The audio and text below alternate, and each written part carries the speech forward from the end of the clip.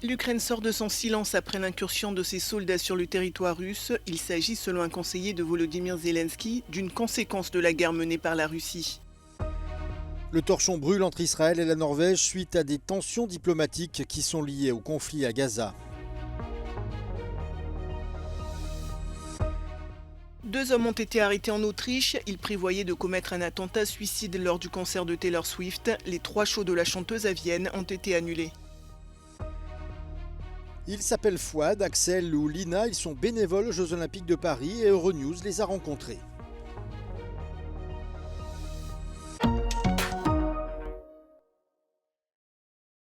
Une provocation à grande échelle, c'est ainsi que Vladimir Poutine qualifie la présence de soldats ukrainiens sur le territoire russe. Quelques jours après leur incursion surprise, ces derniers auraient progressé de plusieurs kilomètres dans la région de Koursk. Ils se concentrent dans une zone autour de Soudja, une ville d'environ 5500 habitants qui abrite une station de gaz. Selon l'état-major russe, l'armée ukrainienne a lancé cet assaut mardi avec près d'1 millier de soldats et des dizaines de véhicules blindés. L'ampleur de la progression des soldats ukrainiens n'est pas claire, mais les autorités russes à Koursk ont décrété l'état d'urgence après la mort de plusieurs personnes. Les combats ont également conduit Moscou et Kiev à évacuer des milliers de personnes des 2 côtés de la frontière, dans les oblasts de Soumy et de Koursk. Jusqu'ici, les autorités ukrainiennes n'avaient fait aucun commentaire sur la situation, mais ce jeudi, un conseiller de Volodymyr Zelensky a qualifié cet assaut de conséquence de l'agression menée par la Russie en Ukraine. De son côté, Washington affirme avoir contacté Kiev afin d'en savoir plus sur les objectifs de cet assaut. Il s'agit de la plus importante incursion de l'armée ukrainienne en Russie depuis le début de la guerre. Des tensions entre Israël et la Norvège sur le conflit à Gaza. L'État hébreu a décidé ce jeudi de révoquer le statut diplomatique de 8 représentants norvégiens auprès de l'autorité palestinienne. À Oslo, le ministre des Affaires étrangères a immédiatement réagi et qualifié cette décision d'action extrême qui aura des conséquences dans les relations entre les 2 pays. Le gouvernement de Benyamin Netanyahou reproche aux Norvégiens une attitude anti-israélienne après la reconnaissance par Oslo de l'État de Palestine, mais aussi sa participation à une action en justice contre des dirigeants israéliens, dont le Premier ministre lui-même, devant la Cour pénale internationale. Cette décision intervient alors qu'un rapport de Human Rights Watch a révélé que des soldats israéliens ont tué au moins 7 Palestiniens d'une même famille et en ont grièvement blessé 2 autres lorsqu'ils ont attaqué une maison à Gaza City au mois de décembre. Les membres de la famille encore vivants ont déclaré qu'il n'y avait pas de militants ou d'armes à l'intérieur de leur maison et que cette famille n'avait aucun lien avec un quelconque groupe terroriste. L'armée israélienne n'a pas encore répondu à ces allégations. Par ailleurs, l'Arabie saoudite, sans toutefois faire directement référence à Israël, a qualifié ce mercredi l'assassinat du chef du Hamas, Ismaël Haniyeh, à Téhéran, de violation flagrante du droit international, ainsi qu'une menace pour la paix et la sécurité régionale. Cette déclaration intervient alors que les craintes d'une guerre de plus grande ampleur s'intensifient. C'est ici, dans ce stade de Vienne, que devait se tenir ce jeudi le premier des 3 concerts prévus de Taylor Swift. Les 3 shows de la chanteuse américaine affichaient complets, mais ils ont été annulés par les organisateurs après la révélation par les autorités autrichiennes qu'un projet d'attentat avait été déjoué. 2 suspects ont été arrêtés dans le cadre de cette affaire. L'un d'entre eux est mineur, l'autre est ce jeune citoyen autrichien de 19 ans qui, sur cette photo, porte un t-shirt avec le logo de Daesh. Face à la police, il est passé aux aveux. Il préparait un attentat suicide à l'aide d'explosifs et d'armes blanches et voulait, dit-il, tuer un grand nombre de personnes. Ce jeudi, lors d'une conférence de presse, le directeur des services de renseignement a indiqué que 2 des suspects s'étaient radicalisés sur Internet. Der ausgeforschte Anhänger des Islamischen Staates, hat online seine islamistische Gesinnung ganz klar kundgetan. Hat zahlreiche Medien konsumiert, zahlreiche Propaganda. Hat sich über den Bombenbau informiert. Hat sich auch über Materialien informiert, die man zur Bombenherstellung, zur Sprengstoffherstellung benötigt. Plus de 170 000 personnes devaient assister à ces concerts, dont les retombées économiques étaient estimées à environ 100 millions d'euros. Certains fans avaient parcouru des milliers de kilomètres pour voir leur idole. Les organisateurs ont promis de rembourser tous les détenteurs de billets, mais beaucoup ne cachent pas leur frustration. It's actually really sad that this is actually the world we live in and that this is happening right now because this concert used to be a safe space for everyone. You told me before you came from a special place only to see Taylor Swift. Where did you come from? Shanghai. Vor einem Jahr circa die Karten gekauft. Außerdem, keine Ahnung, die meisten von uns warten seit der Kindheit eigentlich drauf, Karten zu bekommen.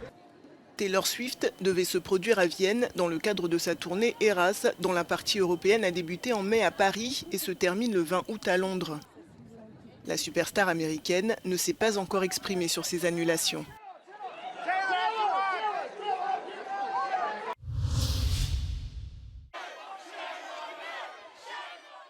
Les fausses informations diffusées sur X sur les émeutes au Royaume-Uni dans le viseur de la Commission européenne. Les réactions de la plateforme aux émeutes pourraient être prises en compte dans l'enquête de la Commission lancée en 2023 dans le cadre du règlement européen sur les services numériques. The DSA is only applicable in the EU and was very successful already in similar cases like the riots that happened in Ireland at the end of last year. Now, that being said, on the current situation in the UK, we cannot be naive, of course, and there could be potential spillovers into the EU. We are very well aware of this, and this is why we are following the situation very closely in the UK, but also X's response to these events. Les émeutes et les violences se sont multipliées au Royaume-Uni suite à l'attaque au couteau qui a coûté la vie à 3 fillettes à Southport le 30 juillet. Le réseau social X est accusé d'avoir été utilisé pour diffuser de la désinformation sur l'attaque. La plateforme est également devenue un canal d'Elon Musk pour critiquer le Premier ministre et amplifier la rhétorique anti-immigration qui a mis le feu aux poudres. These incidents currently happening in the UK, and the response of X to these events could be potentially taken into account during the current proceedings that we have open against X, notably on disinformation and illegal content, and this would be very much in line with what already happened in the past. Si l'enquête aboutit et que X ne prend pas de mesures correctives, des amendes pouvant atteindre 6% du chiffre d'affaires annuel mondial de la plateforme pourraient lui être imposées.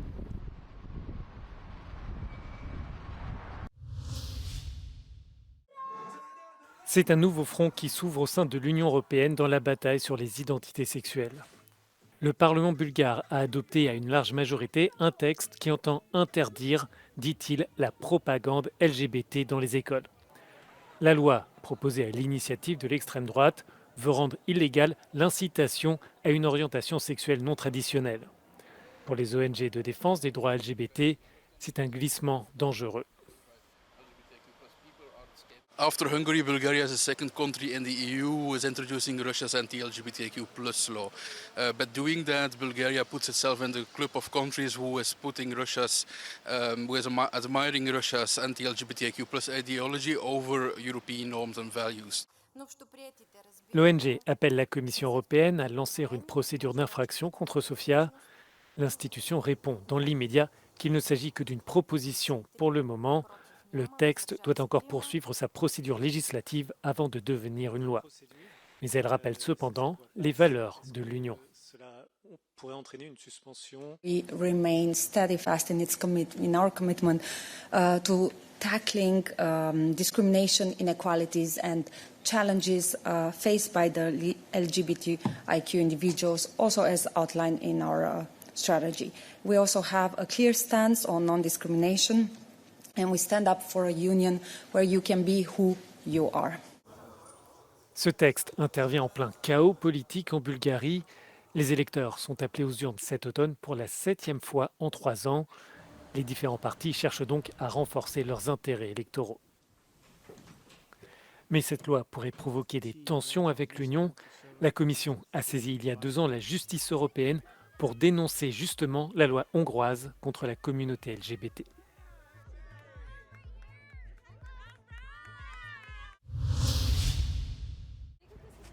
Ce sont les héros de l'ombre. Ils sont 4 fois plus nombreux que les athlètes, mais tout aussi essentiels au bon déroulement des Jeux Olympiques de Paris. Plus de 45 000 volontaires originaires de 155 pays travaillent 24 heures sur 24 pour assurer la meilleure expérience possible aux visiteurs, aux touristes qui sont présents pour les Jeux. C'est le cas d'Axel, 19 ans, dont le travail consiste à guider les gens tout en prenant des photos. Le côté où Paris, c'est devenu un nouveau Paris qui est tout festif, que moi je connaissais pas forcément avant, il n'y a plus de râleurs, personne de grognons, tout le monde est de bonne humeur, tout le monde est heureux d'être là, et puis le cadre il est quand même incroyable, les gens sont super sympathiques, Enfin, c'est vraiment, puis ils nous parlent un peu de leur voyage au sérieux parce que pour beaucoup c'est leur première fois qu'ils quittent leur pays, qu'ils vont jusqu'en Europe, qu'ils arrivent en France à Paris. Donc c'est une expérience, un voyage pour tout le monde. Grâce à leur uniforme vert emblématique et à leur enthousiasme sans faille, les volontaires sont devenus les autres stars des Jeux et le public ne s'y est pas trompé.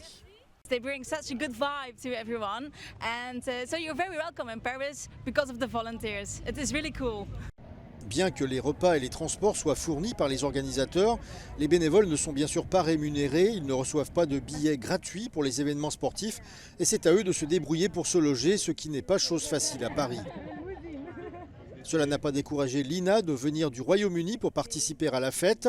Bien que son entreprise partenaire des Jeux ait payé son transport, elle a dû débourser des milliers d'euros pour son logement et a dû prendre 2 semaines de congé.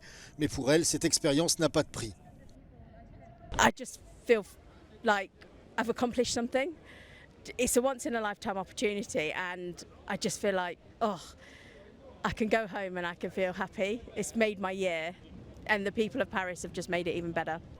Certains bénévoles chanceux qui sont là pour scanner les billets sur les différents sites de compétition parviennent parfois à jeter un œil et à s'approcher de certains de leurs athlètes préférés. Quand on a quelques minutes sur notre temps de pause, on peut aller regarder la compétition et puis s'en mettre plein les mirettes et voir les champions à l'épreuve. Et c'est très beau à regarder. Les volontaires sont les piliers invisibles de l'événement. Par leur dévouement et leur passion, ils assurent non seulement le succès des Jeux, mais perpétuent aussi les valeurs olympiques.